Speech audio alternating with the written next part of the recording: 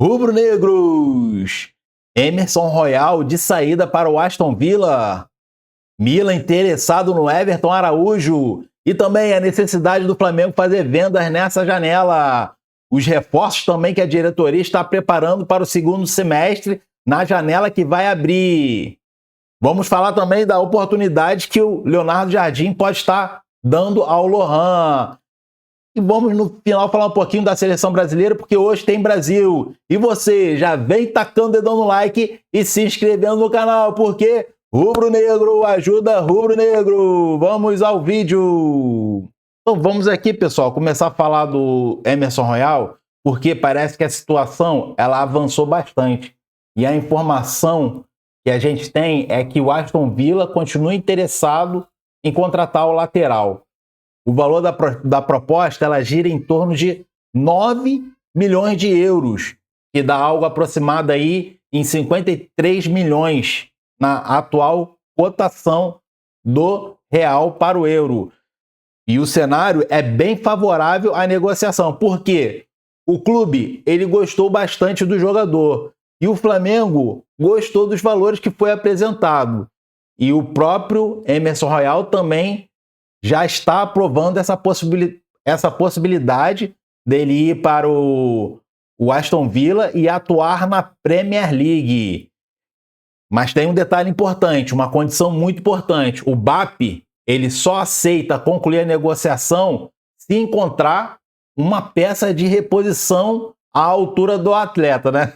Vamos lá, a altura do atleta também, pelas últimas... Se bem que ele melhorou um bocado, né? Mas... não, acho que não é tão difícil encontrar um atleta à altura do Emerson Royal, né? Só tem um problema, porque realmente tem esse outro lado também. Laterais hoje em dia no mercado é uma coisa escassa, apesar do Emerson Royal ter feito muitos jogos ruins no passado e esse ano eu acho até que ele evoluiu bastante, mas é um mercado que é bem escasso. Então o Flamengo ele precisa de ter muita cautela, porque imagina, o Emerson Royal a gente já tem dificuldade, a torcida já tem dificuldade de aceitar ele, e aí o Flamengo vende ele, fica sem lateral, aí vai ter que improvisar ou botar alguém da base que não está preparado, ou então contratam um jogador que seja pior do que ele. Imagina, seria bem pior, né? Então, o que você acha aí dessa venda do Emerson Royal para a Premier League, lá para a Inglaterra? Deixe seu comentário aí sobre isso. Agora, vamos falar aqui do Milan de olho em Everton Araújo. Cara, já vou começar aqui falando que o Everton Araújo era um dos jogadores que, para vender, teria que ser um valor muito bom, né? Mas o jogador ele vem chamando muita atenção de times europeus, e um deles é o Milan. Então, surgiu informação que o Milan estava muito interessado no Everton Araújo, e o valor que é especulado chega a 90 milhões de reais. Então, é um número bastante expressivo, chamou a atenção da diretoria, da torcida, mas, por outro lado, também pessoas ligadas ao clube italiano negam que existe uma proposta oficial nesse momento. Então, no momento tem interesse, mas parece que é só especulação, sondagem, para estar entendendo qual é a situação do jogador, o que precisa fazer para tirar ele do Flamengo. Mas o interesse existe. E isso mostra a valorização do Emerson Araújo no futebol, e não só no Brasil, mas na Europa. Só que o Flamengo enxerga o volante como um atleta muito importante para o elenco atual e também para o futuro do clube, né? Porque o Flamengo pensa em renovar a idade dos jogadores e ele seria uma desses jogadores que tem uma idade baixa, né? Então o Flamengo pensa em contratar jogadores com idade baixa. Mas o outro, porém, é que o Flamengo precisa fazer vendas, né? Eu vou até falar isso num tópico separado mais à frente. E esse tópico que eu vou falar vai ser agora, né? O Flamengo ele precisa fazer caixa. E isso leva exatamente à informação que eu estava falando do Everton Araújo ser vendido, né? Então, informações de bastidores é que o presidente BAP pediu ao departamento de futebol e diretamente ao diretor José Botto que o clube faça vendas, no plural, nessa janela. Isso não significa que vai desmontar o elenco, muito pelo contrário. A ideia é arrecadar recursos sem enfraquecer o time, sem enfraquecer o grupo principal. O Flamengo, ele possui metas orçamentárias importantes para cumprir. E algumas delas estão dependendo diretamente do quê? Estão dependendo diretamente da venda dos jogadores. Por isso, o clube está avaliando oportunidades que vão surgir no mercado, nessa janela agora. Mas tem uma linha que o Flamengo uma linha muito clara definida pela diretoria. Jogadores que são considerados fundamentais não vão ser negociados facilmente. Ou seja, o Flamengo quer arrecadar dinheiro, mas sem comprometer o desempenho esportivo do time. Esse equilíbrio é fundamental para o Flamengo. Imagina, o Flamengo, vamos cumprir as metas orçamentárias. E aí, com isso, se desfaz dos principais jogadores. E aí, meu irmão, a meta orçamentária é cumprida e depois o Flamengo não consegue chegar nas semi da Libertadores, que é um dos objetivos, acho que no Brasileirão, não sei se é os 2 primeiros, entre os 3 primeiros. Então, a meta orçamentária é importante, mas o cumprimento desportivo também é muito importante. Então, a diretoria precisa ser inteligente para vender jogadores que não são essenciais, que não, vamos dizer assim, que não são muito importantes, ou talvez até tenha uma certa importância, mas tem que saber repor. Se for vender, por exemplo, Everton Araújo é muito importante no time, sendo não é considerado titular por muitos, mas ele vem jogando de titular e ele é muito importante, mesmo que estando na reserva. Se por um lado o Flamengo precisa vender jogadores, por outro lado o Flamengo também está trabalhando fortemente para contratar. A informação é que a diretoria já iniciou as movimentações de contratação dessa janela, essa janela agora. E a estratégia é bem simples: adiantar as negociações antes que a janela se abra, ou seja, antes da abertura oficial do mercado. Então o Flamengo trabalha, eu não lembro exatamente a data, mas vamos dizer, vai abrir daqui a 10, 20 dias. O Flamengo já começa a adiantar essas contratações, já fala com os empresários, já fala com o time, já fala com o jogador, e assim, quando a janela abrir, o Flamengo já tem um norte, já tem um horizonte onde ele vai fechar negociações. Então, alguns nomes que estão sendo monitorados é o do jogadores Thiago Almada e Danilo. Essa novela mesmo do Danilo, se vai para o Palmeiras, se vai para a Europa.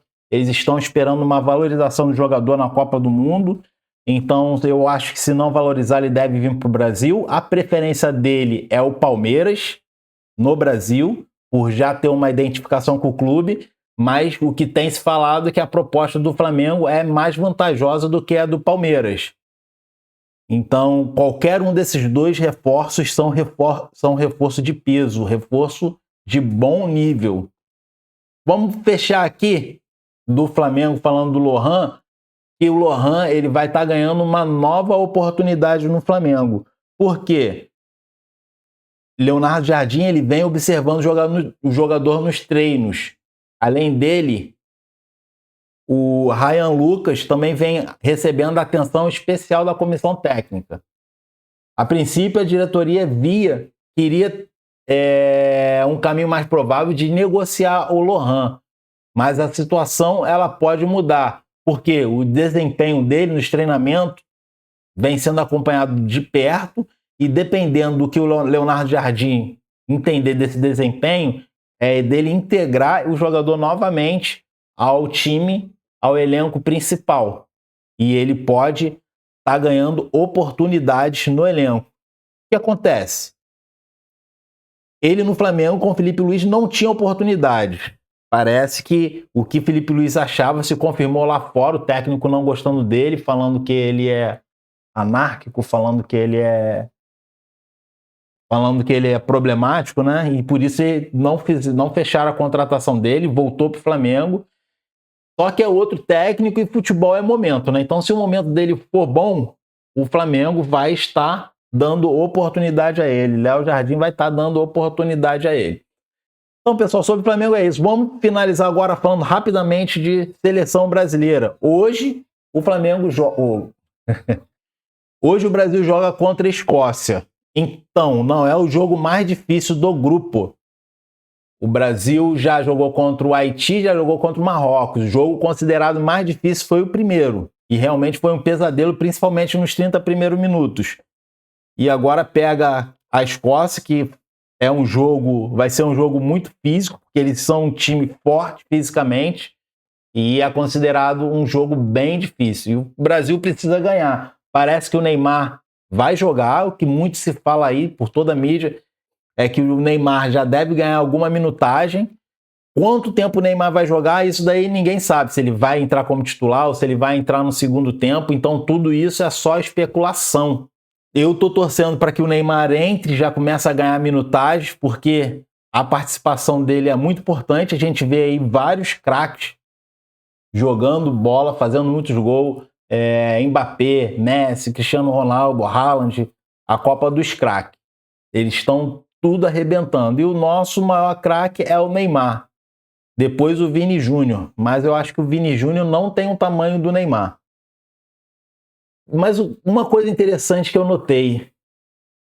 Daqui para frente, os recordes de gols que o Messi quebrou ontem, eles vão ser quebrados mais facilmente. Por dois motivos.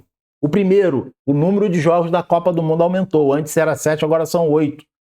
De 32 seleções, subiu para 48 seleções, tendo uma fase a mais, que é a tal da 16 avos. Antes ia direto para a oitava de final, quarta de final, semifinal e final. Agora tem a tal 16 avos, ou seja, 16 times de um lado e 16 times do outro, que vão se enfrentar. E aí depois vai para a oitava de final. Então, com esse jogo a mais, os jogadores têm a oportunidade de fazer mais gol. E antigamente não. Eram 7 jogos. E quando era 24 seleções, eu não lembro se eram 7 jogos também. Eu acredito que sim. Mas se você for ver, jogadores mais antigos como Pelé, não tinham tantos jogos quanto se tem hoje. Então, o jogador joga mais. Quer dizer, não só 2 motivos, 3 motivos, né? Porque hoje em dia também, por exemplo, o Cristiano Ronaldo está na sua 6ª Copa. Inclusive, ele bateu o recorde fazendo o seu 6º gol. Então, com isso, jogando mais jogos na Copa e com o físico melhor preparado para jogar por mais tempo, os jogadores têm a condição de fazer mais gol na Copa. O terceiro motivo, que seria o segundo que eu falei, mas o terceiro motivo seria com relação a ter time muito, muito fraco. Então, Messi pega time fraco e aí consegue fazer hat-trick. Aí Cristiano Ronaldo ontem fez 2 gols. Então isso vai facilitar muito futuramente a esses recordes serem quebrados. Óbvio que precisaremos de ETs como Cristiano Ronaldo, Messi e jogadores bons. Temos aí o Mbappé, que provavelmente vai quebrar o recorde do Messi, porque ele tem, eu acho que ele tem menos de 30 anos, ele ainda tem pela frente aí no mínimo mais 2 Copas. E ele não está tão longe do Messi assim. Deixa eu ver aqui quantos gols o Mbappé tem na Copa. Deixa eu ver. O Mbappé, ele já tem 16 gols em Copa do Mundo. Ele já está na 2ª posição. Na realidade, segundo não, né? Tá ali ao lado do Ronaldo, né? E o Klose em segundo, Messi agora em primeiro. Ronaldo e Mbappé em terceiro. Então, mas só que ele tem mais Copa que o Messi. Muito provavelmente essa é a última Copa do Messi. Já está com 39 anos, a próxima Copa com 43. É improvável dele jogar outra Copa, mas eu não duvidaria se ele jogasse. Então, pessoal, eu queria que vocês deixassem aí nos comentários quanto você acha que o Brasil vai ganhar. Porque, pelo amor de Deus, né? Vamos botar um resultado positivo aí para o Brasil ganhar, para a gente seguir disputando essa Copa aí. E eu acho que o Vini Júnior, se o Neymar não assumir o protagonismo, que eu acho muito difícil, mas o Vini Júnior está querendo, está jogando muito bem, e eu acho que pode dar bom para a seleção. Então é isso, pessoal. Eu vou ficando por aqui. Você vai ficando por aí, deixando seu like, se inscrevendo no canal se não é inscrito, hypando o nosso vídeo para o YouTube ajudar a entregar mais. Então é isso, pessoal. Valeu!